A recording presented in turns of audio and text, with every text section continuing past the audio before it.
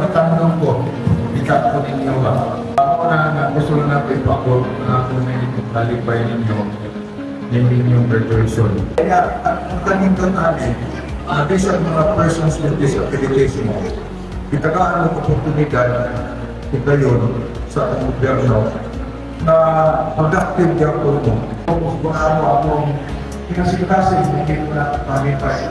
Yung graduation ninyo ako. Kaya mo sila kayo mga.